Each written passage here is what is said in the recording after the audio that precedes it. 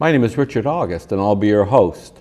Our guest is Representative Deborah Ruggiero, a Democrat seeking the nomination of her party for the office of Lieutenant Governor.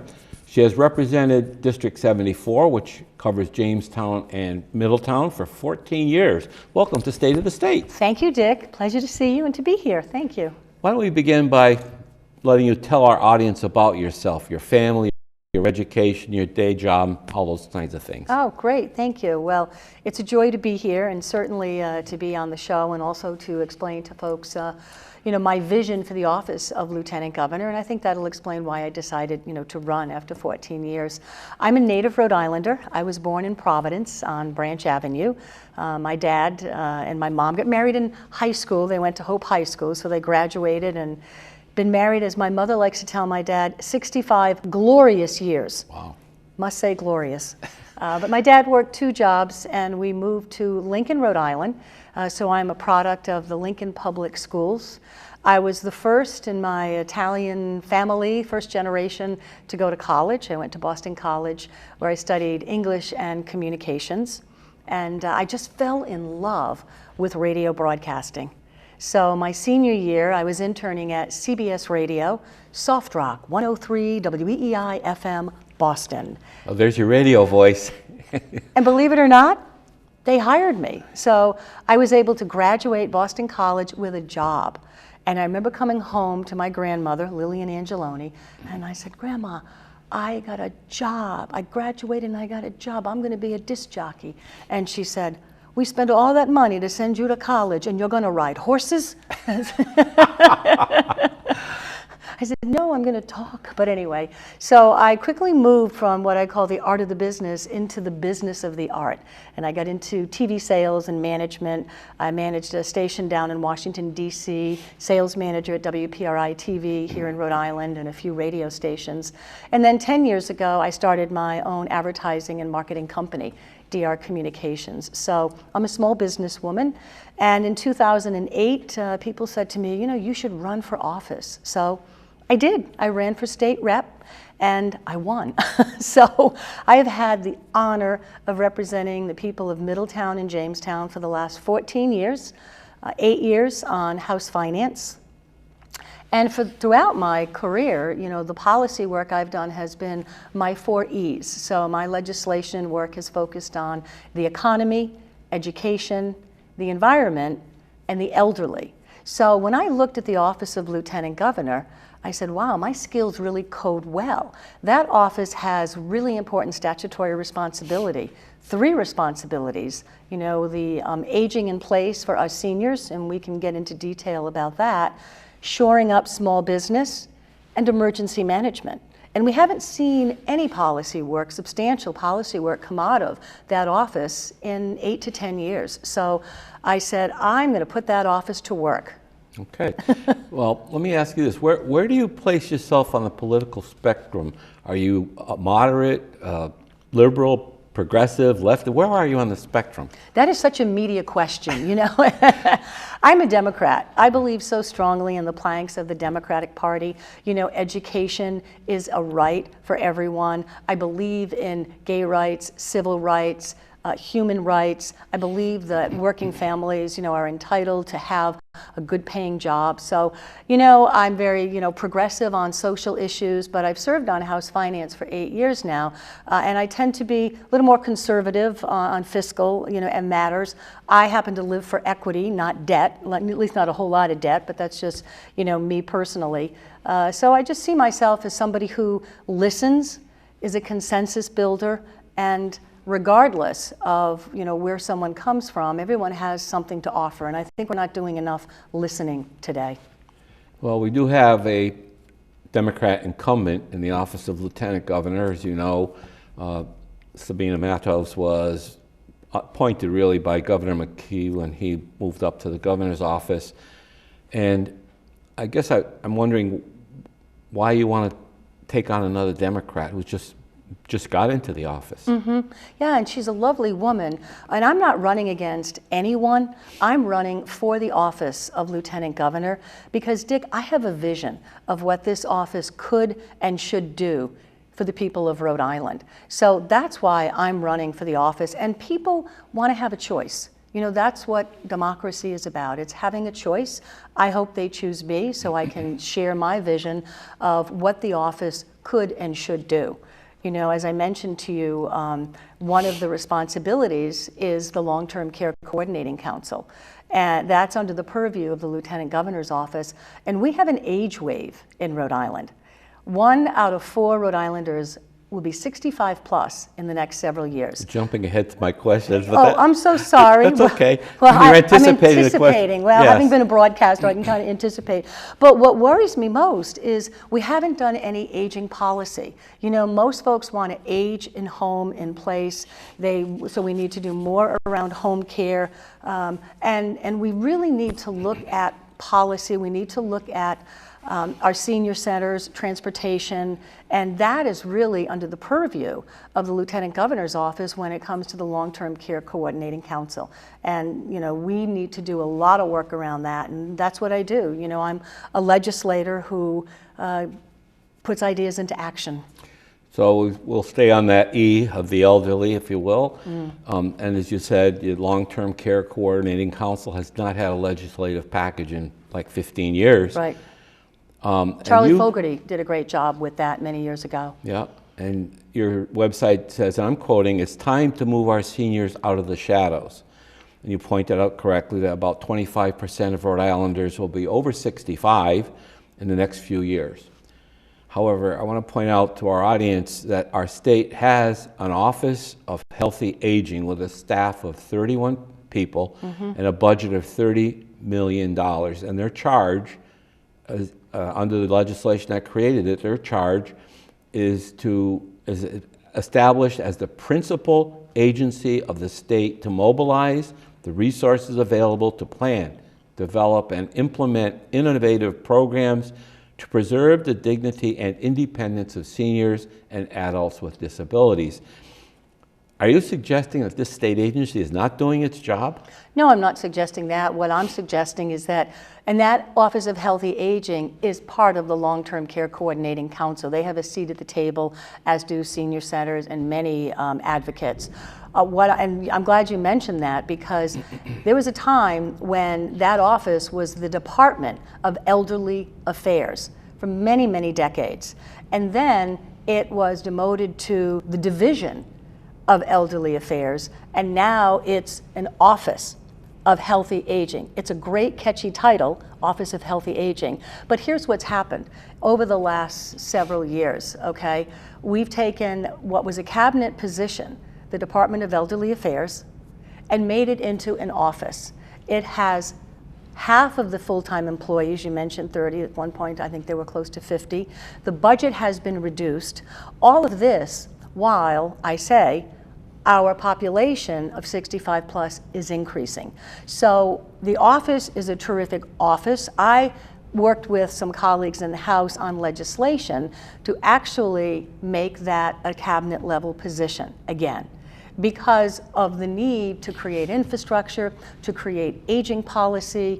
Again, we haven't done any work around this for a decade. How many more years are we going to just let those folks who are aging and want to age in place? And I will tell you, people 65 plus, they live very active, meaningful lives. You know, I like to say the 60 is the new 40.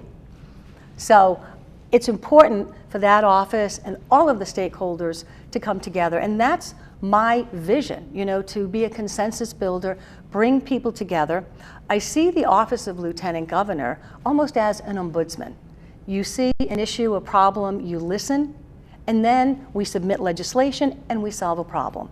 That's what I've done for the 14 years as a legislator. I take ideas and I put them into action. And we need to have more legislation around that. And that's just one of 3 responsibilities the Office of Lieutenant Governor has. We haven't even talked about small business or emergency management yet. Well, as a senior citizen myself, I think my town and state governments treat me pretty well with real estate tax exemption. My pension's exempt from income tax now, and In fact, those of us living on Social Security, hate to admit it sometimes, we're not really on a fixed income because we get a cost of living increase every year. Why do you say in your website that elderly people, seniors, are living in the shadows? What do you mean by that? What I mean is they haven't had a voice. You know, at the State House, it's really important for people to have a champion. And a champion is somebody who cares deeply about a policy issue. It's what I've done when I first became a state rep with environmental issues, okay? When I was elected in 2008, I started serving in 2009. One of my first bills was the Small Business Renewable Energy Task Force, because in 2010, we did not have renewable energy projects in Rhode Island. So I pulled together the best and the brightest in small business, renewable energy, government, and out of that committee came a suite of renewable energy bills that really changed the state. So we went from a laggard doing nothing to all of a sudden, you know, the governor signed just a few weeks ago my renewable energy standard bill, 100% renewable energy by 2033, first in the nation. That, we'll talk about that. So we have created a robust green energy economy. Since 2014, we've seen over 74% increase in jobs, good paying green energy jobs. So my point is you can take something that doesn't exist, like renewable energy in Rhode Island didn't exist in 2010. Then by 2019, you know, we have offshore wind with deep water. We have all these projects. We have over 53 renewable energy companies now in Rhode Island, and back then we had 3. So I have a vision of, you know, again, taking ideas, putting them into action, and that's how you get measurable results. There's a lawyer advertising rather heavily on the theme that we, senior citizens, should not let, and I think the words he used, don't let the nursing home steal your money, implying that we should not have to pay for our care in our so-called golden years. And the governor's office now says that about 30% of Rhode Islanders are receiving, they're on Medicaid, which means they're deemed to be too poor to pay their own medical bills. I guess my question is, who is supposed to be paying for all us old folks? You're on the budget committee. I mean, you have to deal with this. Who pays for all this? Well, a lot of this is, you know, the state has a duty to take care of those who certainly cannot, you know, that's where the Medicaid funding comes in, many of whom are seniors living on a fixed income. I believe it's about, it's a large number, you know, 25% who live on, I think it's 20,000 or less of our seniors, and those with disabilities. So, you know, to answer your question, I'm not familiar with the ad that you're talking about, so I can't speak to the lawyer and what he's saying. Yeah. And again, in 30 seconds, God knows what they're saying, right? Well, the implication is that as we have no responsibility to pay anything for ourselves, that, you know, somehow we're going to be magically taken care of. Well, and I think that people do have a responsibility to obviously take care of themselves, and they have assets. And nursing homes serve a tremendous purpose. You know, I mean, when you reach a point where you need that kind of care, whether it's assisted living or it's 24/7, then that's a place, you know, that we need to go to. What I've been talking about, though, with aging in place is looking at, you know, you mentioned the Medicaid dollars. Most states will spend 45 to 50% of their Medicaid dollars on home health care. You know, people who can come in and can help you for a few hours, help with services. We spend 24% of our Medicaid dollars on home care. So Rhode Island is ranked 42nd. That's not good. We need to change that. But again, it's having the conversations, it's getting people aware, it's bringing all of the advocates together, you know, the best and the brightest, the smart people around the table listening. That's why I say I see the role of Lieutenant Governor as being a bridge between the governor's office and the state legislature, and creating solutions and writing legislation. Why does that matter? Because legislation is how we create policy. Policy is how you change people's lives. Let's move on to environment. We brought that up already, and I was going to say that your website says climate change is real. As the planet warms and sea levels rise, we have to be proactive to address the impact. That's a quote from your website. But I guess I have to wonder, how much money should we spend to protect homeowners who choose to build in a flood zone or on a barrier beach, or for that matter, a developer who builds a commercial building in a tidal basin. Yeah, you make a good point. And I think some insurance companies are now looking at, okay, you have built in a flood zone and you've lost one house, and now your second. I mean, how many times can you actually start doing that? I totally, agree with you. Climate change costs money. It is expensive. We've seen it in property values, to your point, where we have erosion. We've seen it destroy infrastructure, water quality. We all care deeply about, our property values, our infrastructure, our water. So climate change is real, and it's important that we make sure that we continue, to make sure we reduce greenhouse gas. At the end of the day, it's what kind of a society and a planet are we going to leave to our children and our children's children, right? So I think it's very important, climate change, being an environmentalist, but also it's good economic policy. A lot of the jobs that are happening today, whether it's from solar or from wind, are really good paying green energy jobs, and we want those jobs here in Rhode Island. And young people care deeply about social responsibility and working for companies that care about those kinds of issues. You are the lead sponsor of the, as you said, the Renewable Energy Standard that Governor McKee signed into law with a lot of fanfare.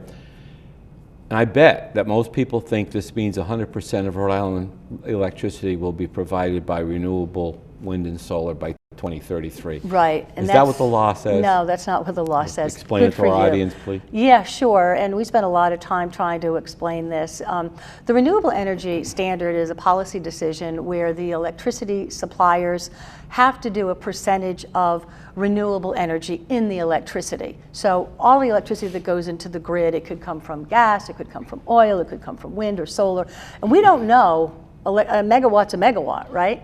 So to differentiate, it's an accounting system, and it's called a renewable energy credit. So 1 megawatt equals 1 renewable energy credit.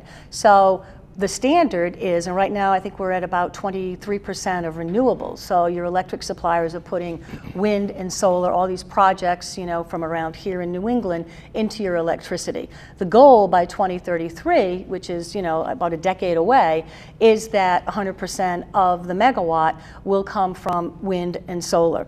And when you look at Rhode Island, there are no gas pipelines being built in our state, and we saw what happened up in Burrowville, right? I know for a fact that there were 31 cities and towns in Rhode Island who wrote resolutions saying we don't support the gas plant and we don't want it in our community.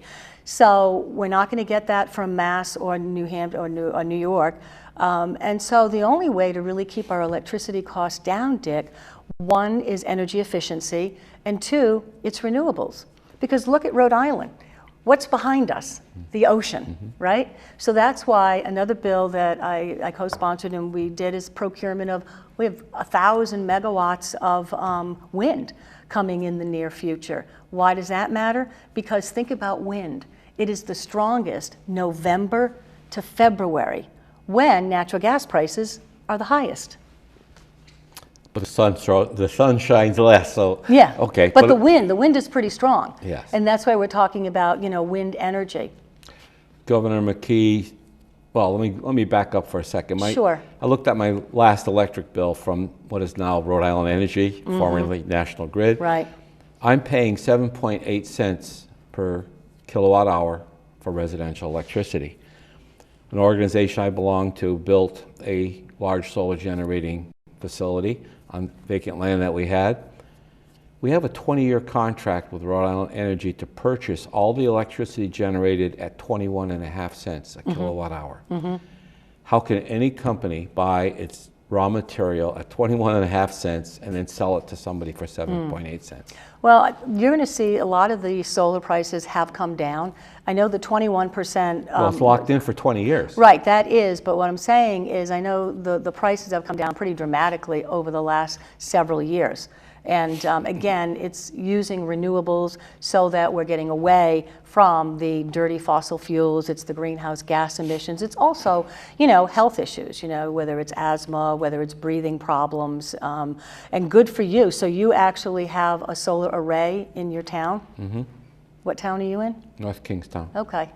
Yep, there's a lot of projects there. Yeah, well, for one reason, one of the largest developers is headquartered there. And that brings me to this point. Governor McKee allowed a bill to pass into law without his signature that prohibits municipalities from assessing property taxes on solar generating plants. They have to go back to the valuation of the raw land, essentially. Now, the League of Cities and Towns vehemently oppose this, and it really affects a lot of South County, as you know. Right. But it really seems to be a boon to developers like Mr. D. Pasquale and Greenhouse Energy Development.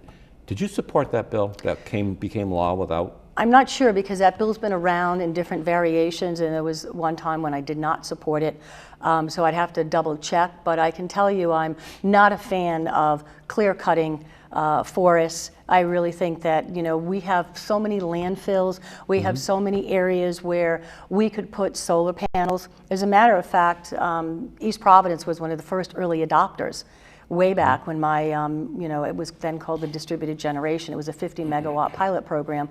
Now it's the renewable energy growth plan. But they were one of the first cities to put solar panels over that landfill, and generated, you know, I forget, maybe $15,000, $20,000 in electricity savings for the town. So to me, places like that are more beneficial. Rooftops, parking lots, it almost seems counterintuitive, right? To cut down trees for renewable energy. Sure. Well, trees are one of the things that help recycle Well, the oxygen greenhouse and gases. whatnot, yeah. Let's talk about education. Believe it or not, we're almost 2/3 of the way through the program. Wow, So it goes by so fast. I know. But I want to talk about education. Sure. And you say on your website, a student's success should not be contingent on the zip code they live in. Right. But the state aid formula for education does send more money to places like Providence, Central Falls, Woonsocket, Pawtucket, and let's just say Barrington, East Greenwich, and even Jamestown. In fiscal year 2021, the state aid to Providence was $259 million. Central Falls got 41.5, Pawtucket almost 90 million, Woonsocket 63.5. There are 22,115 students in Providence, which means that the state aid per student is $11,700 per student. How much more money will solve the well-documented problems in Providence public schools? Well, that's great work you did with all that math. I try to do my homework. You did. Wonderful. Yeah, you know, education to me it's important. It should be about potential and not necessarily test scores. The education funding formula, there's a lot that goes into that funding formula. You know, the money does follow the student. It's also dependent on, you know, the property values in communities. I mean, in Jamestown, I can be honest, we probably get about 3% education aid just because, you know, we're not a distressed community, which is what that base is. What concerns me most is we have a moral obligation, you know, to educate our students regardless of zip codes to that point, but also it's an economic development issue. We need to have students who are graduating so they can get into the workforce. And right now you have a situation in Providence where the state has taken over that school district, okay? And the education commissioner has said she needs 2 more years. But at the same time, those people have to get together and talk and work things out. But we need to get that district back to the elected officials in Providence for the students, most importantly, and for the teachers and for the parents, okay? We will be looking at next year. I mean, I won't be a legislator. I'm hoping I'm your lieutenant governor so I could at least participate, you know, in refiguring out the next education funding formula, to your point. But at the end of the day, it has to be about teaching potential and not just test scores. And I'd like to see more hands-on readiness with teaching so that students develop skills that they can then take into a workplace. Not every child is going to go to college, and not every student should go to college. Some people need to have 2-year degrees so that they can do whatever it is, whether it's a plumber. You know, you were talking earlier about an electrician. These are really important jobs in the trades. So are good paying people that work jobs. on the wind farms and the solar panels, I mean. Absolutely, and that's, again, the future. There's a 76% increase, you know, in those jobs. So it's really important that we have a workforce, and that's why with the budget, you know, we put $7.7 million into the promise so that anyone who graduates, with a 2.5, GPA, student can go to CCRI for 2 years for tuition free. And that's important because we've had over 1,200 students who've graduated, who've done well, and we need them to get jobs and work. So if they go directly from high school to CCRI, they get 2 years of tuition free. If they have a GPA, I think it's 2.5. There's some criteria. Right. I mean, it's not a total free ride, but it helps so many parents, it helps so many students, and they get that opportunity. Right. And that's what we want. We need to develop a workforce in our state.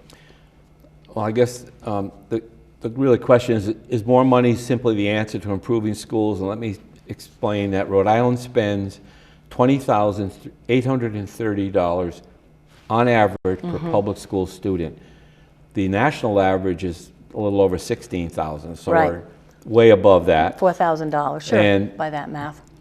You point out Jamestown School District spends $30,452 per student, and send most of your high school students to North Kingstown, I guess. We are the 48th largest school system, or if you want to look at it the other way, the third smallest, including DC, I guess. Yeah. A lot of that are special ed numbers too. We have a lot of special ed students, that have come in, and you could get 5, 6 special ed students, and all of a sudden it totally ratchets it up, your budget for that. But again, a moral obligation that every child gets an education, regardless of the zip code. In spite of spending, on average, nearly $21,000, we achieve only 30% in math proficiency and 40% in reading. What's wrong with this picture? That is not good. And that's what I'm talking about, on how we need to shift education. We need to become more innovative, like I said, where it's not about test scores, but it's teaching to potential. It's showing them hands-on learning, skills that can somehow give them experience in the workplace. I believe teachers can be really, really innovative, and they want to be, because they want to see students succeed. And that's what we need to have happen. We need to have better ability to read. But we can't teach schools the way it was when you and I were in high school, with all due respect, because the world is so different. These kids are digital natives. They're online. They live online. They live on the computer. So they're not necessarily reading a book, but they probably are reading a Kindle, or they're reading something on a computer. So things have to shift. So you can't be putting old ideas onto a new, entirely different community. Does that make sense? Yes. Do you support universal pre-K? Yes, we have pre-K here in Rhode Island. Universal pre-K. The latest double-blind study that you may be aware of had 2 groups of 2,300 students each in Tennessee that were actually run by Vanderbilt University. That was the lead professor is a well-regarded expert in early childhood education. They followed these 2 groups. One had pre-K and the other did not. And what their study showed was by 3rd grade, any benefit to pre-K is gone. And by 8th grade, those students who had attended pre-K were actually scoring less.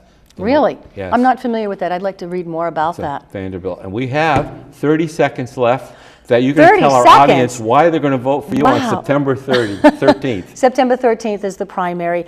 Well, I believe that my experience as a legislator, serving on the House Finance Committee for 8 years, framing the budget, I understand where the money is. I am passionate about solving problems, and I am about results and not just rhetoric. And I'm going to put that office to work. We need to get policy and legislation going in our state to help our seniors, to shore up our small businesses. Rhode Island's biggest business is small business, and we didn't even touch upon emergency management, which is under the purview of the Lieutenant Governor's office. And we have to wrap it up. Okay. Get a signal. Thank you so much. And thank you, Dick. Representative Ruggiero, for coming on State of the State. And hopefully you'll come back if you are the candidate for Lieutenant Governor. We'd love to continue this conversation. I would got a love lot more that. stuff to go through. No and problem. thank you, audience, for watching this edition of State of the State.